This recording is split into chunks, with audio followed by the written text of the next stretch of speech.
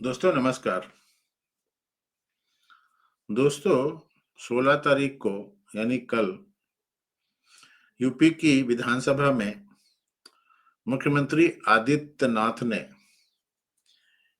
एक ऐसा भाषण दिया है जो मुझे तो अपनी जिंदगी में अभी तक का सबसे अच्छा भाषण लगता है। उन्होंने समाजवादी पार्टी, कांग्रेस और दूसरी आदमी या दूसरे लोग जो मुस्लिम तुष्टीकरण में लगे रहते हैं, उनकी बखिया उधेड़ दी है। संभल की वो हिस्ट्री उन्होंने पूरी बता दी है जो इतिहासकारों ने, कांग्रेसियों ने, समाजवादी पार्टी ने हम लोगों से छुपाया था। तो आइए बिना किसी देरी के इस स्पीच को सुनते हैं। आप लोगों से गुजारिश है कि आप मेरे इस वीडियो को लाइक करें, शेयर करें, चैनल को सब्सक्राइब करें। धन्यवाद। थोड़ा देखते हैं क्या योगी साहब क्या बोल रहे हैं।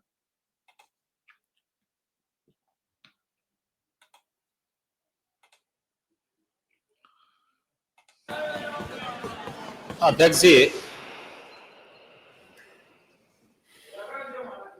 नेता विरोधी दल और नेता सदन कांग्रेस के नोटिस पर नियम 311 के अधीन आपने इस मुद्दे को यहां पर इन्हें उठाने की अनुमति दी। नियम 56 के तहत माननीय सदस्यों ने यहां पर संबल और बहराइच से जुड़े हुए जिन मुद्दों की ओर ध्यान आकर्षित किया है, वो वास्तव में अपनी रुचि और अपने स्वयं के एजेंडे के अनुरूप ही उन्होंने अपने वक्तव्य को यहां पे रखा है। मुझे आश्चर्य होता है कि हमारे नेता विरोधी दल, वरिष्ठ सदस्य हैं, इस सदन के माननीय अध्यक्ष भी रहे हैं और प्रदेश सरकार में मंत्री के रूप में भी उन्होंने कार्य किया है, एक लंबे समय से सार्वजनिक जीवन में है।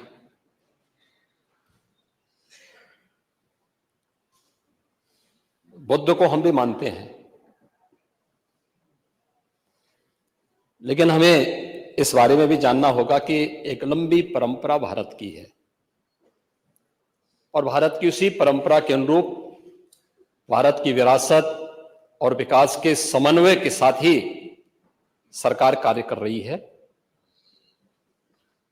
मैं प्रदेश के प्रशासन या अपने स्तर पर प्रदेश के जिस सांप्रदायिक माहौल की आप चर्चा कर रहे हैं, आप सभी माननीय सदस्यों ने जिन मुद्दों को रखा है, मैं उस पर बहुत वो नहीं कहूंगा, क्योंकि एनसीआरबी के जो आंकड़े हैं वे इस बात को बताते हैं कि 2017 से लेकर के लगातार अब तक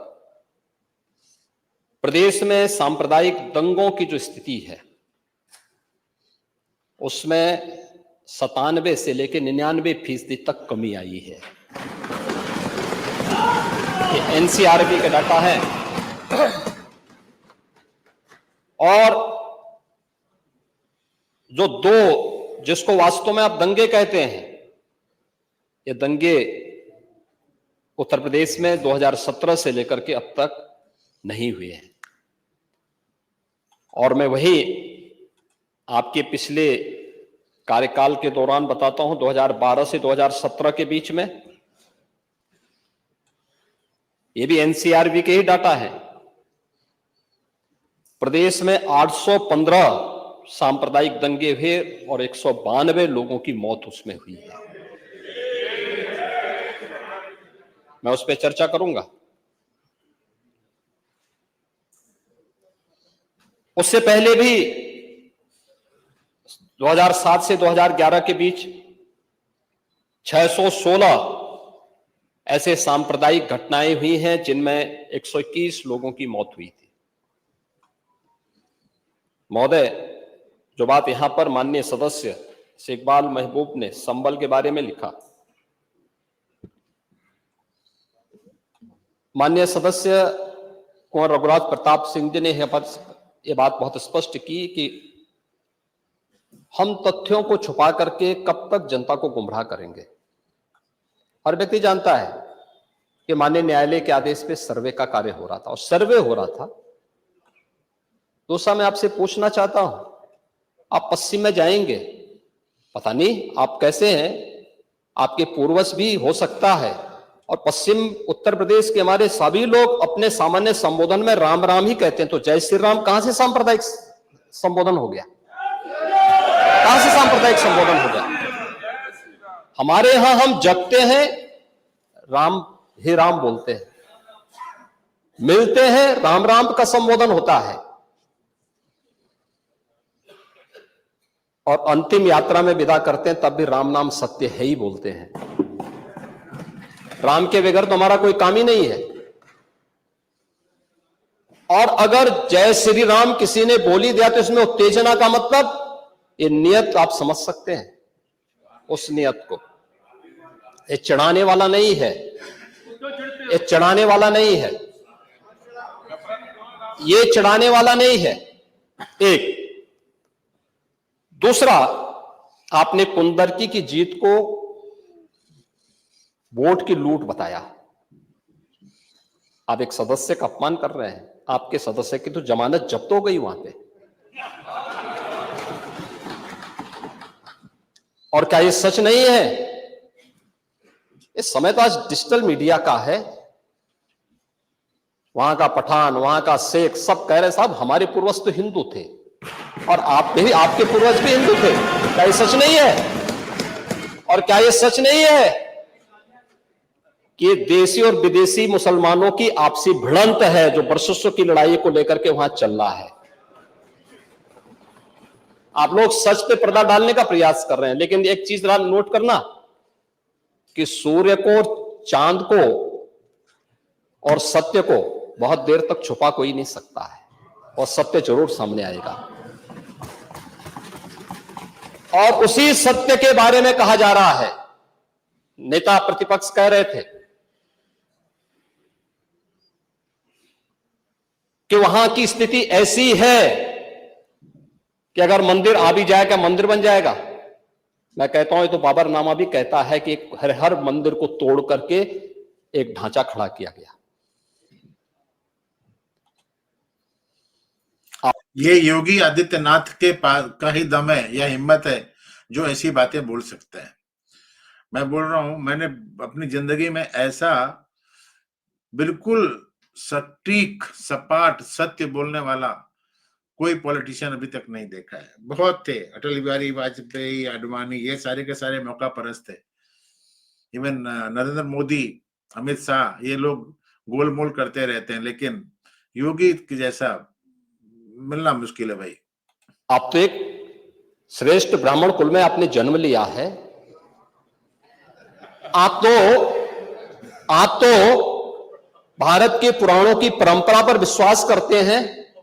ये देखो, नेता प्रतिपक्ष को झाड़ रहे हैं, बोलते हैं तुम ब्राह्मण हो, क्या बोलते हो? तो सुनो, हमारा पुराण भी इस बात को कहता है कि भगवान विष्णु, श्री हरि विष्णु का 10वां अवतार संबल में ही होगा, उसी संबल में होगा।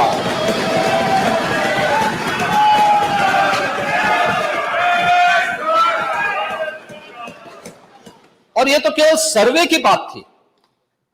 माननीय न्यायालय के आदेश पर जिलाधिकारी का मतलब जिले का एडमिनिस्ट्रेटिव हेड, पुलिस अधीक्षक उस जिले की पुलिस फोर्स का मुखिया है।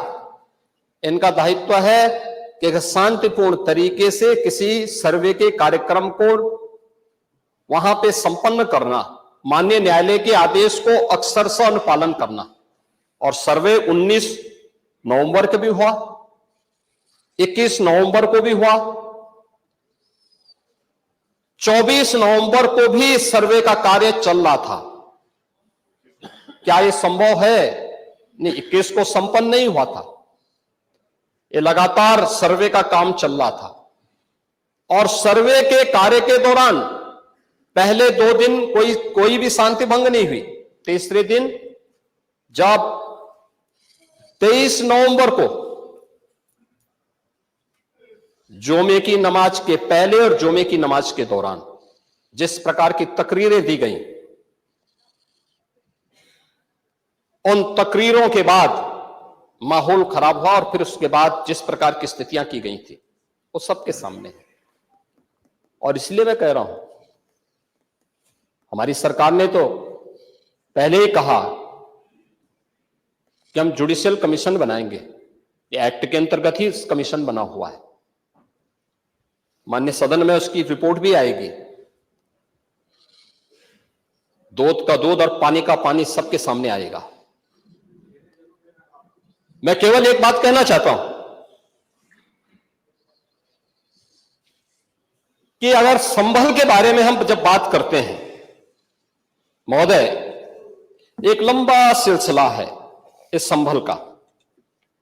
और अगर दोस्तों बहुत इंपॉर्टेंट चीज बोलने जा रहे हैं, ये कभी भी आपको अखबारों में किसी मीडिया में नहीं दिखाया जाएगा, जो योगी साहब ने इतिहास रखा है। सुनिए। मैं संभल की जब चर्चा करता हूं तो संभल में कैसे माहौल खराब किया गया वहां पे।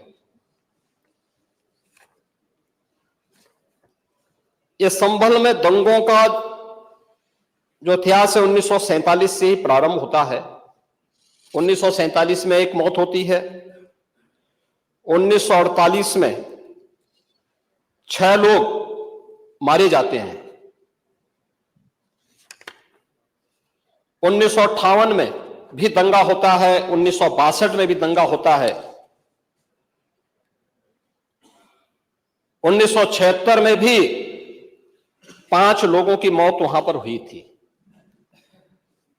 और 1978 में 184 हिंदुओं को सामूहिक रूप से जला दिया गया था। 184 हिंदुओं को हत्या हुई थी, हिंदुओं की हत्या हुई थी और जलाया भी गया था। और 184 हिंदू मारे गए थे वहां। 184।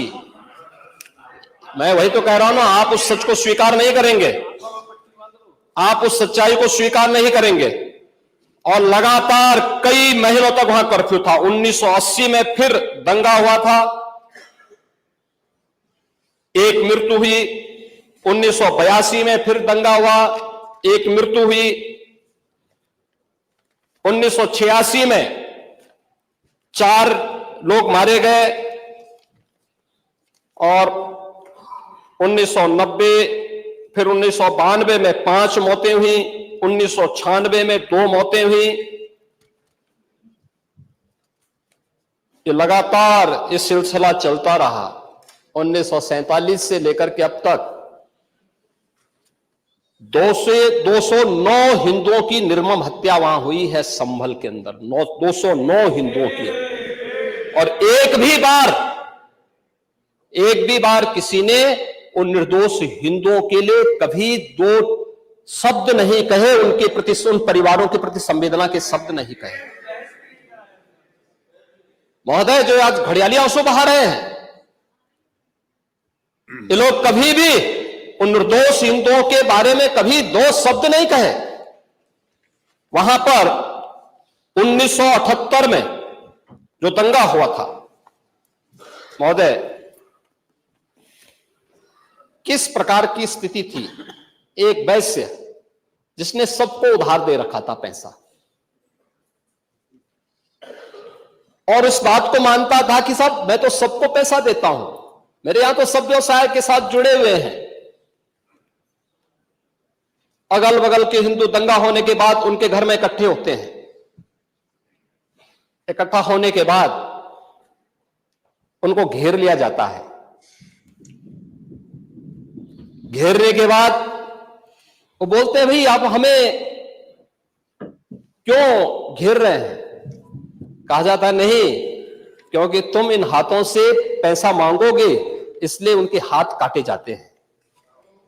फिर उनके पैर काटे जाते हैं और फिर उनका गला रेंत करके हत्या होती है। ये लोग सौहार्द की बात करते हैं, शर्म नहीं आती इन लोगों को सौहार्द के बारे में चर्चा करने की। 1978 से जो मंदिर आज निकल रहा है, 1978 से इन लोगों ने कभी खोलने नहीं दिया उस मंदिर को, जो आज बजरंगबली का मंदिर निकल रहा है, जो वहां पर आज 22 कुएं किसने बंद किए थे, इन 22 कुओं को भी वहां पे बंद किया गया। और वहां का माहौल इतना तनावपूर्ण किसने बनाया था? ये पत्थरबाज कौन थे? एक भी गिरफ्तारी बिना साक्ष्य के नहीं हो रही है। और याद रखना, जिसने पत्थरबाजी की होगी, जिसने माहौल खराब किया होगा, उसमें एक भी बचने वाला भी नहीं है, एक भी नहीं बचेगा। हम माननीय उच्चतम न्यायालय के आदेश का पालन करते हैं, सम्मान भी करते हैं। और क्या संविधान को आप मान रहे हैं? क्या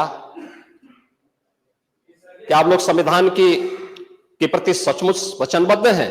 मैं तो धन्यवाद दूंगा माननीय अध्यक्ष जी को इस बात के लिए कि आज उन्होंने संविधान की मूल प्रति यहां पर दी है। बाबा साहब भीमराव अंबेडकर जी ने 26 नवंबर 2049 को जिस संविधान को बनाकर के देश को सौंपा था, उस मूल संविधान की प्रस्तावना को एक बार पढ़िए। मौलिक कर्तव्यों के बारे में, मौलिक अधिकारों के अध्याय के चित्र को देखिए, अलग अलग उन आर्टिकल के उस पृष्ठों का अवलोकन करिए, आपको उसमें राम भी नजर आएंगे, कृष्ण भी नजर आएंगे, लंका दहन के उपरांत बजरंगबली भी नजर आएंगे, ज्ञान का उपदेश देने वाले बुद्ध भी नजर आएंगे। भारत की समृद्ध परंपरा का दर्शन आपको उस संविधान में मिलेगा जो बाबा साहब भीमराव अंबेडकर ने दिया था। लेकिन उस मूल संविधान में कहीं भी धर्मनिरपेक्ष या पंथ निरपेक्ष या फिर समाजवाद शब्द नहीं है। और ये आप सबकी आंखों को खोलने वाला होना चाहिए। आप लोग संविधान में बदलाव की बात करते हैं। जिन लोगों ने संविधान का गला घोंटा, उनका पिछलग्गो बन करके केवल सत्ता हथियाना चाहते हैं, जनता की आंखों में धूल झोंकना चाहते हैं। ये नहीं हो सकता, ये देश आपको नहीं करने देगा। और वह प्रति आपको दी गई है, आप उसका अवलोकन करिए। और मैं नेता विरोधी दल को इसलिए बोलना चाहता हूं, बुद्ध ने करुणा और मैत्री का संदेश उस कालखंड में दिया था जब विदेशी हमले होने शुरू हो गए थे। लेकिन उससे पहले राम ने कहा था, निस्सरहीन करो मही भुज उठाए प्रण कीन।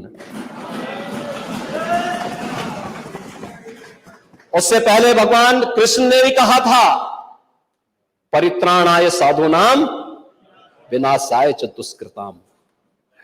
और हम तो राम और कृष्ण को ही मानते हैं, बुद्ध पर विश्वास करते हैं, उन्हीं को आदर्श मान करके हम लोग कार्य करते हैं। शासन पद्धति एक भी इंच इधर उधर नहीं करते उसके बगैर। और इसीलिए मैं आपसे कहने के लिए आया हूं, संभल की घटना या कुंदरकी की जीत, जैसे ही आपके खटाखट की असलियत सामने आई, जनता ने कहा सपाचट। उपचुनाव में 9 में से 7 तो भारतीय जनता पार्टी और एनडीए गठबंधन जीता है। और यही नहीं, सीसामऊ और करहल, याद करिए 2022 में समाजवादी पार्टी ने करहल में 70,000 से लगभग 67,000 से जीती थी। इस बार वह मात्र 13-14 हजार तक आ गई है। वो भी चच्चू थोड़ा वहां पे कृपा कर लिए, नहीं तो वहां भी सपाचट तय था। अगली बार होगा, अगली बार होगा चच्चू। अरे आप चिंता मत करिए, अगली बार कुछ नहीं रहे, बहुत ज्यादा रहे। अगली बार शीशामऊ में भी बाल बाल बच गए, और इसलिए इस बौखलाहट में कि कुंदरकी में लोगों को अपनी जड़ें याद आने लग गई हैं। अब आपने देखा होगा उन लोगों के वक्तव्य को, डिजिटल मीडिया में थोड़ा अवलोकन करिए और देखिए वहां पे जब लोग चिल्ला चिल्ला के बोल रहे हैं कि इन विदेशियों से पिंड छुड़ाना है, क्या बोल रहे हैं लोग, सबको अपनी जड़ें याद आने लग गई हैं। और मुझे लगता है जिस दिन इकबाल महबूब जी को भी अपनी जड़ें याद आएंगी, वह भी फिर यही बात बोलेंगे जो इधर के मान्य सदस्य कह रहे हैं। महोदय, मैं उनसे कहूंगा कि एक बार बाबरनामा का जरूर बाबरनामा को जरूर पढ़ें।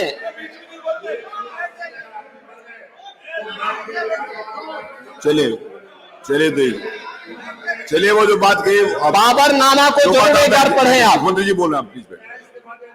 चलो आप दे देना जब अवसर हो, बाबरनामा को एक बार पढ़ें। आप बैठो। महोदय, संभल की घटना के साथ ही मैं प्रदेश के अंदर अलग अलग समय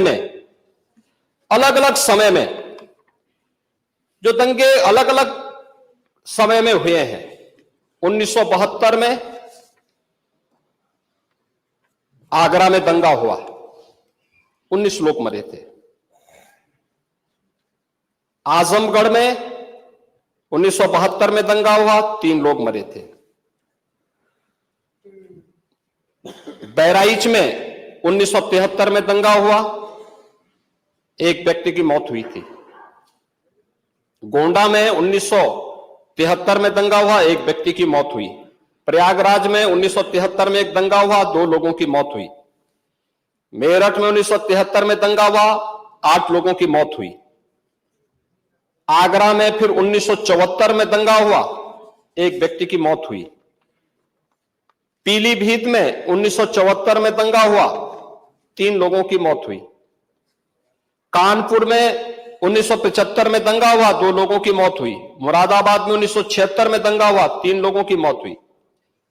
बहराइच में 1976 में फिर दंगा हुआ, 3 लोगों की मौत हुई। बुलंदशहर में 1977 में दंगा हुआ, 2 लोगों की मौत हुई। वाराणसी में 1977 में दंगा हुआ, 8 लोगों की मौत हुई। मुरादाबाद में 1978 में दंगा हुआ, 19 लोगों की मौत हुई। अलीगढ़ में 78 में दंगा हुआ, 21 लोगों की मौत हुई। ये लगातार मैं क्या कर रहा हूं, उसमें आप भी थे, जिसके कारण लोकतंत्र सेनानी आप कहलाते हैं, लोकतंत्र सेनानी कहलाते हैं मल्होत्रा जी। उसी के नाम पर आप लोग, मैं क्या कर रहा हूं, ये दंगे हुए हैं, मैं उन दंगों के बारे में बोल रहा हूं जिन दंगों के कारण लगातार माहौल खराब हुआ है प्रदेश का।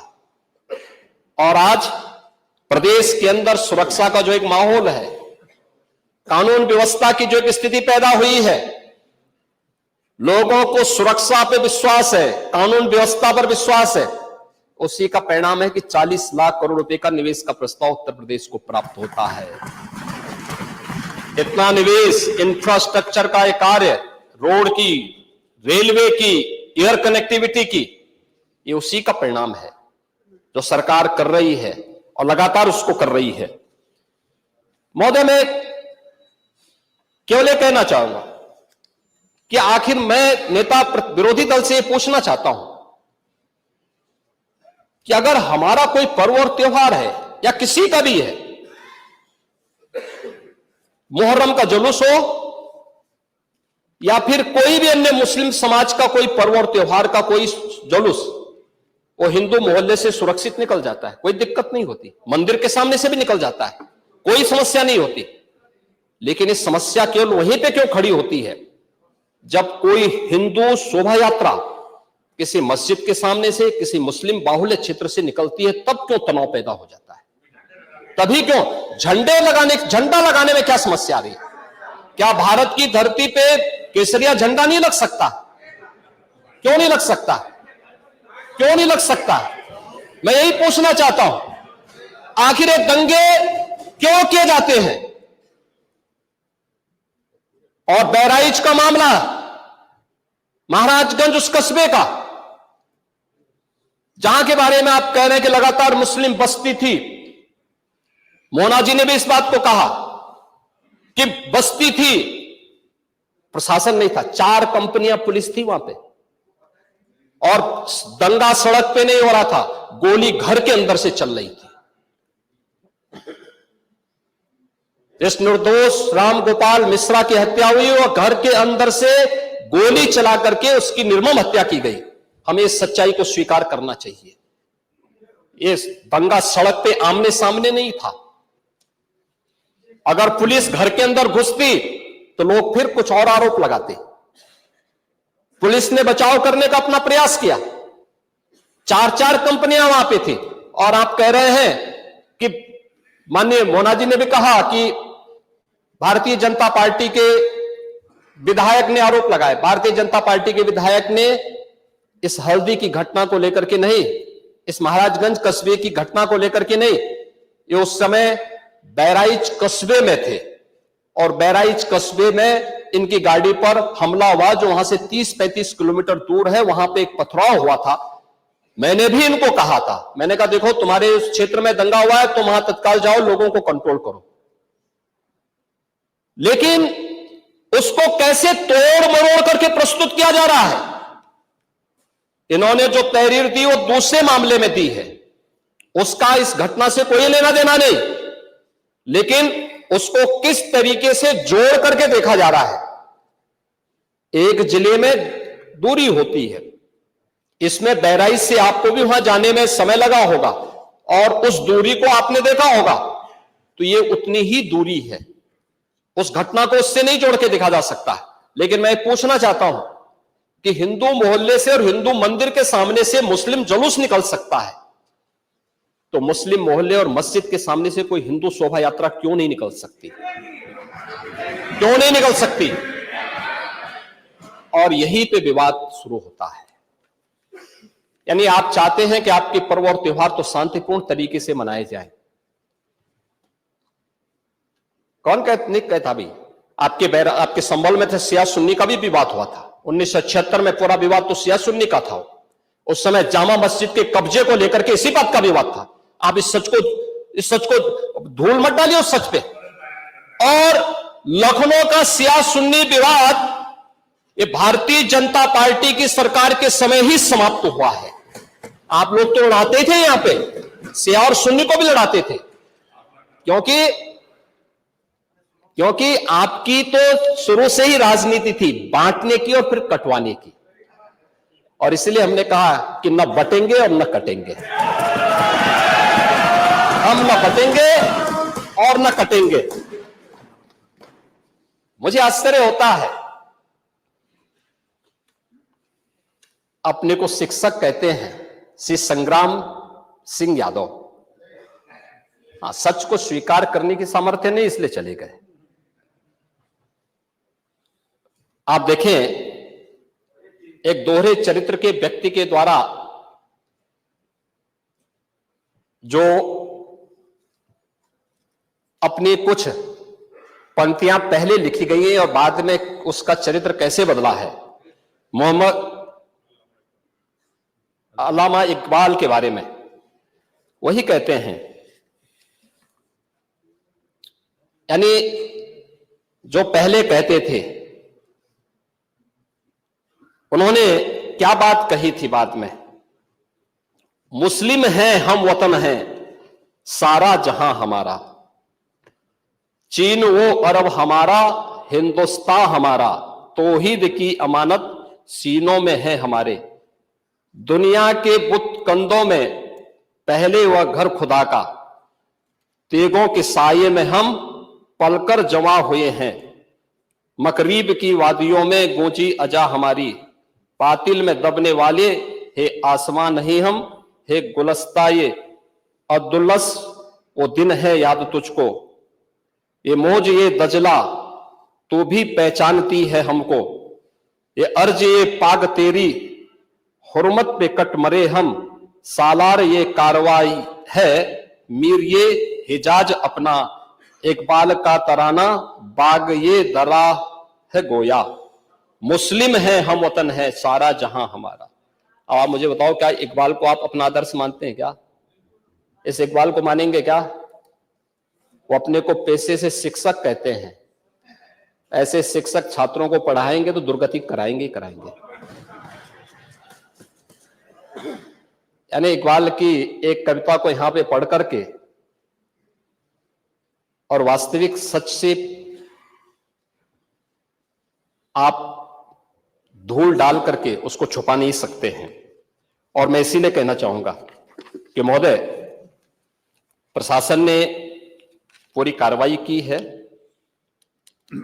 और लगातार हमारे संज्ञान में सारी बातें हैं। एक एक बात पर सरकार नजर रख रही है। 25 करोड़ की आबादी का प्रदेश है और 25 करोड़ की आबादी के प्रदेश में पिछले 7.5 वर्ष के दौरान सभी पर्व और त्योहार शांतिपूर्ण तरीके से संपन्न हुए हैं। सभी वीवीआईपी विजिट सकुशल संपन्न हुई हैं। अयोध्या में श्री राम जन्मभूमि पर भगवान राम के भव्य मंदिर के कार्यक्रम को भी, जिसको लेकर के आप बहुत बड़ा पहले प्रदेश के मन में भय पैदा करते थे, वह भी सकुशल संपन्न हुआ। आज प्रदेश में जब सर्वत्र सुरक्षा का एक बेहतरीन माहौल है और 2025 में जब उत्तर प्रदेश को एक गौरव प्राप्त होने जा रहा है कि दुनिया का सबसे बड़ा आध्यात्मिक और धार्मिक सामाजिक जो उत्सव हो, एक महापर्व है महाकुंभ प्रयागराज, जिसमें पूरी दुनिया का एक समागम होने वाला है, जब इसे आयोजित करने का अवसर प्राप्त हो रहा है, तब मैं विपक्ष के अपने साथियों से कहना चाहूंगा कि प्रदेश के माहौल को अपने वक्तव्यों से और अपने करतूतों से कृपया खराब न करें। प्रदेश आगे बढ़ना चाहता है, विकास के अपने लक्ष्यों को प्राप्त करना चाहता है, लेकिन मैं इस बात के लिए आश्वस्त करूंगा कि 25 करोड़ जनता को सुरक्षा देना, उनकी हर प्रकार से हिफाजत करना, ये प्रदेश सरकार की जिम्मेदारी है। लेकिन अराजकता, पत्थरबाजी और किसी भी इस प्रकार के आदेश के खिलाफ जो माननीय न्यायालय ने आदेश किया है, उसके बाद भी कोई कानून को अपने हाथों में लेकर के कानून को ठेंगा दिखाने का प्रयास करेगा, तो सरकार उससे सख्ती से निपटने का काम भी करेगी।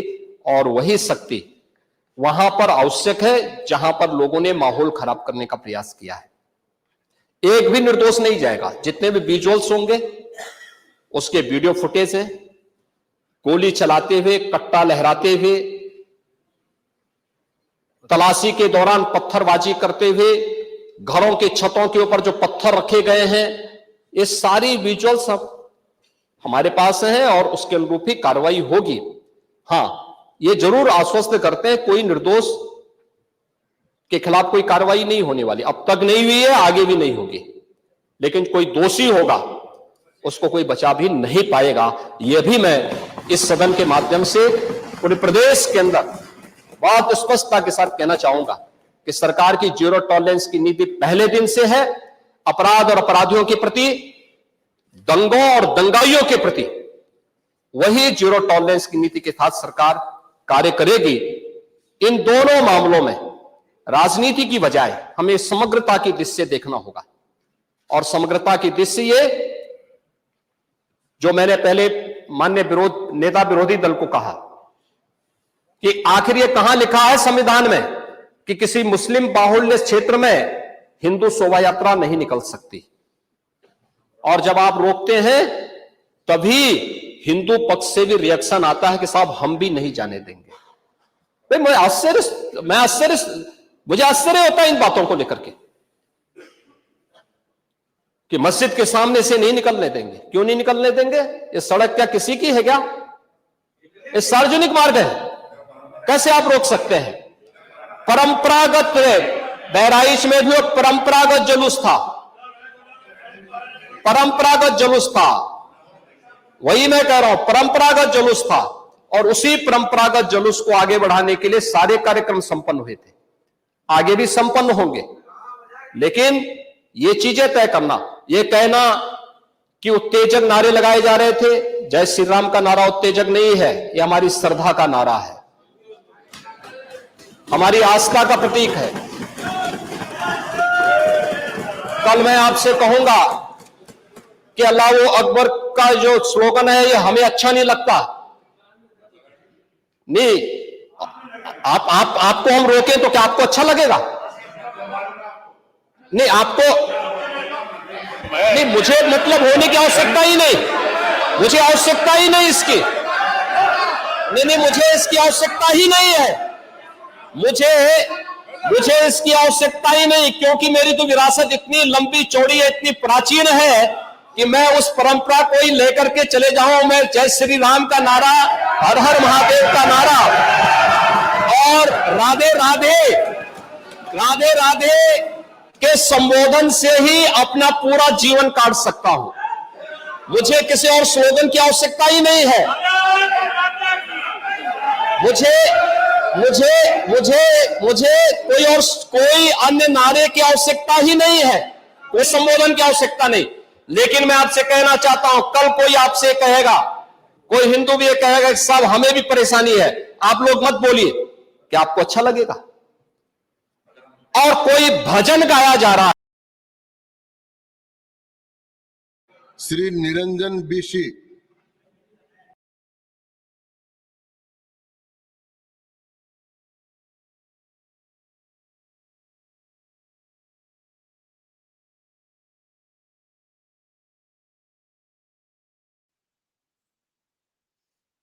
तो ये था योगी जी का भाषण। आशा है आपको अच्छा लगा होगा, बहुत शार्प भाषण था। मैं यहाँ पर इस वीडियो को विराम देता हूँ, फिर अगले वीडियो में किसी और मुद्दे के साथ मैं आपके साथ